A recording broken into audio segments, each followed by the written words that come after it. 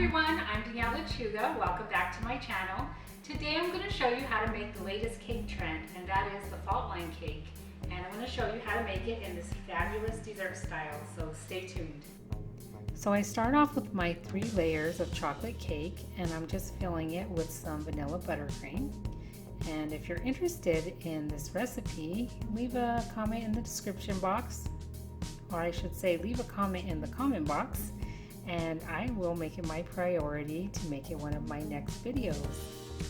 So I'm adding my second layer of chocolate cake and my vanilla buttercream, and I'm just using a round piping tip to swirl this in and to get an even layer of filling.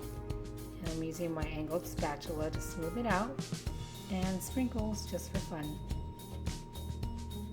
So after I add my third layer of cake, I'm going to just give this a nice crumb coat. It doesn't have to be really thick.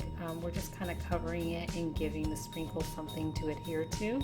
So you don't want to let this sit around too long. You don't want it to get a crust on it. Like as soon as you're done, you're going to want to put those sprinkles on right away.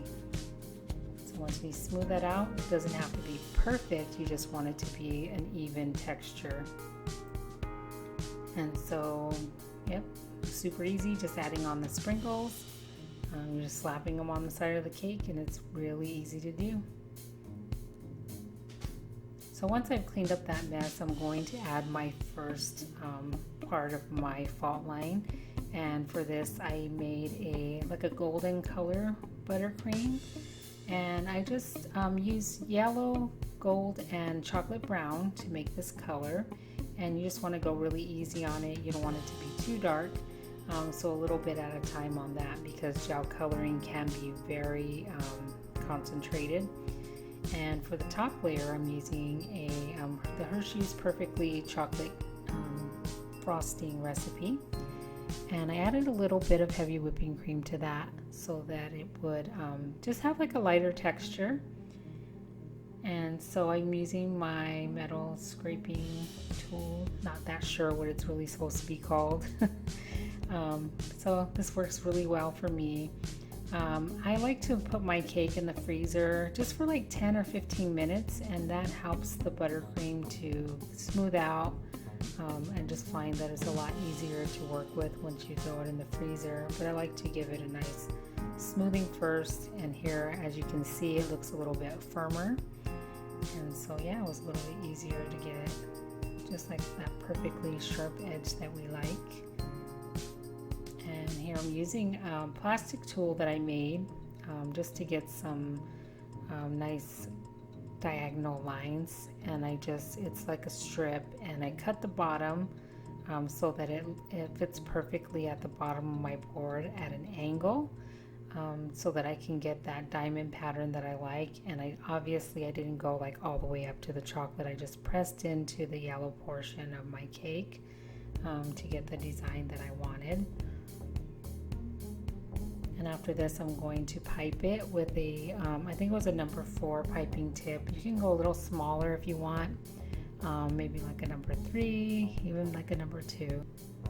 So if you're really good with freehanding it, you may not need to do that step, but it helps me out just to have a visual guide. Once I'm done with my diamond pattern shape, I'm going to add my border, and I'm using a light pink just to give it a fun contrast of color. Not my finest work, but overall I'm still happy with it. I got some buttercream for the top, and I'm making these tall mounds of buttercream, and I'm doing them like right across from each other because I want to make sure that I'm spacing these out evenly. So you want to do 2 across, and then right in the center of each one of those you're going to do another one. And it's just like I said, it's going to help you space them out evenly. So I'm just making like a tiny circle and then kind of just wiggling it back and forth.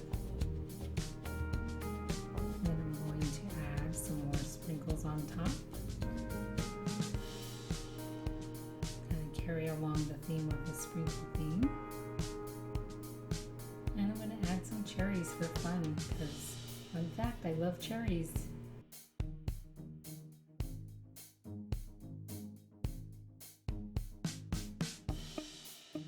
So I hope you like this tutorial today. If you have any questions about this technique or any other type of cake technique, leave a question in the comment box below and I'll be happy to get back to you. And don't forget to subscribe. See you next time. Bye!